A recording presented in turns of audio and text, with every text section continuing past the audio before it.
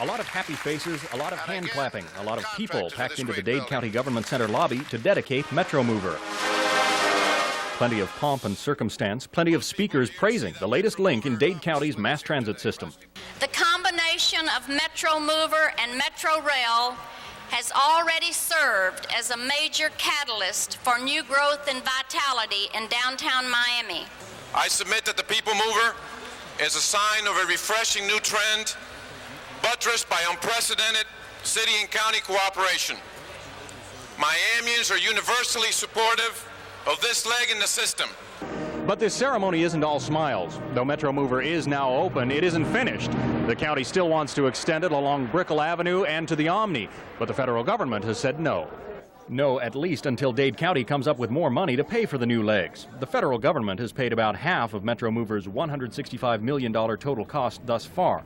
Without that money, this ribbon cutting wouldn't have been possible. As the dignitaries gathered to ride the new system, the federal representative among them told me those new legs along Brickell and Omni are not likely to be built anytime soon. The issue for the county and the commissioners and the taxpayers is not how much federal money you're going to get, but where the funding is going to come to run the system. There's nothing more important, there's nothing more immediate, and I've argued the county's got to start behaving like an entrepreneur and raise and look for other sources of funding. But over the weekend, Metromover will generate no funding. Its rides will be free. In Miami, John Scott, Channel 10 Eyewitness News. Is with the first day report. Steve. John, after more than 10 years on the drawing board and under construction, the Metromover is finally moving. It's being hailed as a boon to downtown Miami business and as the vital link that could help ease the Metro Rail's low ridership blues. The system opened with the abundant fanfare and ceremony that has accompanied the entire Metrorail and People Mover project, including, of course, the mandatory ribbon cutting. Passengers were eager to take their first 1.9-mile round trip around downtown Miami on the system that carries them anywhere from 25 to 50 feet above the city. The 10-minute trek includes stops at 9 stations. Transit officials hope the $145 million Metromover will attract 8,500 riders a day initially, and will help attract an additional 1,000 new riders to Metrorail, now that the two systems are linked and rolling. Now, if you want to see what Metromover is all about, you can ride for free now through Sunday. The normal 25-cent fare is being waived. Your best bet is probably to come here to the Government Center where we are now, and that's where Metromover does tie into the Metrorail. Weekday hours run from 6:30 a.m. to 8 p.m., and on weekends, you can ride from 8:30 in the morning until 6:30 at night. Hopefully, though, it'll be more than a tourist attraction and a pretty way to see the city. It'll become a vital part of our transportation system. John? Thank you, Steve. What does the opening of the... This is CBS. This is a News 4 update.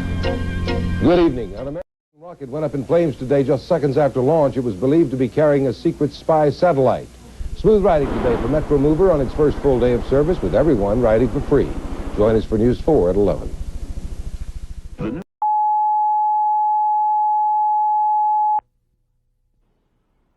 It's been a free ride since it started nearly 3 weeks ago, and it's going to continue that way at least through June. I'm talking about Miami's new Metromover. Please stand clear of the doors. Hold on while the train is departing. So now that we've entered the age of being able to walk downtown without even moving our feet, we've also entered a new dimension to our city, a side of Miami that most of us have probably never seen before, thanks to our new elevated outlook. The bay, when you go through the bay there, is beautiful. Well, the skyline, you know. Maybe the buildings. The cars, see how fast the cars move on the street up top, and it's a lot of things I see. I don't know, really. It's the first time for me. I haven't had time to look around too much. Oh yeah, a lot of the newer buildings themselves, you know, you get a closer look at them, the latest in architecture, and it's real nice. You see a lot of stuff from up here you don't see at ground level. Of course, that includes a lot of things we were probably never meant to see, like where the water pipes are for Centrust Bank, or how they get air conditioning into all those buildings, or what it looks like on top of all that pretty architecture and color. Ever wondered what the roof of Ultramont Mall looks like? Or how about McDonald's? Did you know there was a bad dog up there? And here I thought I knew every inch of McDonald's. I've never seen the top of McDonald's. Have you? It's not particularly interesting, but it's there. It's kind of ugly when you see the roof, the ugly roof, but otherwise it's great. Oh, I think I have to get off. It's true, there's a lot of different scenery to be seen from Metromover, including those scenes we expect to see in transportation systems these days. Now, you didn't think advertising was going to overlook this one, did you? John Holden, News 4.